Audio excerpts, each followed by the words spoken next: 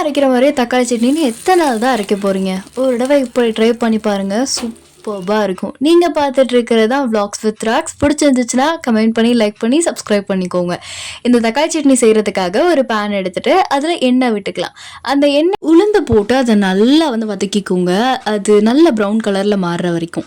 இப்போ நேராக வெட்டி வச்சுருக்க வெங்காயத்தை நம்ம ஆட் பண்ணிக்கலாம். அது கூட நான் கொஞ்சோண்டு உப்பு போடுறேன். எதுக்காகனா வெங்காயம் வதங்கணுங்கிறதுக்காக.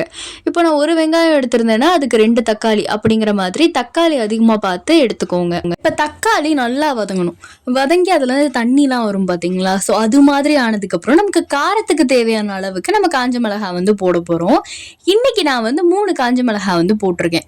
உங்களுக்கு காரம் சேர்த்து வேணும் அப்படின்னு நினச்சிங்கன்னா கொஞ்சம் சேர்த்தே போட்டுக்கோங்க. இல்லை கம்மியாக வேணும்னா கம்மி பண்ணிக்கலாம். அது கூட இஞ்சி பூண்டு அதுக்கப்புறம் தேங்காயும் போட்டிருக்கேன். தேங்காய் வேணாம் அப்படின்னா நீங்கள் போட தேவையில்ல. அதுக்கப்புறம் கொத்தமல்லியும் போட்டுட்டு நல்லா வதக்கிக்கோங்க. வதக்கினதுக்கப்புறம் பொட்டுக்கடலை கொஞ்சம் போடுறேன். ஸோ பொட்டுக்கடலை போட்டு நம்ம அரைக்கும் போது அது சாப்பிடும்போது அது ஒரு மாதிரி நல்லா இருக்குங்க. அதனால ட்ரை பண்ணி பாருங்க. இப்போ தேவையான அளவுக்கு உப்பு போட்டுக்கலாம். இப்போ உப்புலாம் போட்டதுக்கப்புறம் தனியாக எடுத்து வச்சிருங்க. அது ஆறுனதுக்கப்புறம் மிக்சியில் போட்டு எடுத்துக்கலாம். இப்போ தாளிப்பு கரண்டி எடுத்துட்டு அதில் எண்ணெய் விட்டுட்டு கடுகு கருவேப்பிலெல்லாம் போட்டதுக்கப்புறம் நான் உளுந்தும் போட்டுக்கிறேன்.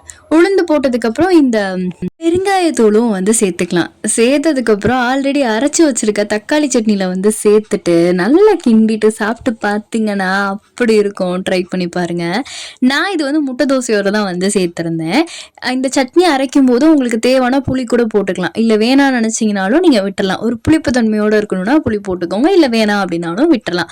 ஏன்னா தக்காளிலையும் லைட்டாக புளிப்பு இருக்கும். அதனால் ஒரு சிலருக்கு பிடிக்கும், ஒரு சிலருக்கு பிடிக்காது. ஸோ உங்களுக்கு பிடிக்கும் அப்படின்னா நீங்கள் மறக்காமல் சேர்த்துக்கோங்க. வேணாம் அப்படின்னு நினச்சிங்கன்னா கூட அது ஒன்றும் பெரிய இதெல்லாம் இருக்க போகிறது இல்லை. இது மாதிரி ட்ரை பண்ணிவிட்டு பிடிச்சிருக்கா இல்லையா அப்படிங்கிறத கமெண்ட் பண்ணுங்கள். இது மாதிரி நிறைய விதமாக தக்காளி சட்னி வீட்டில் அரைப்பாங்க. ஸோ அதெல்லாம் போடலாமான்னு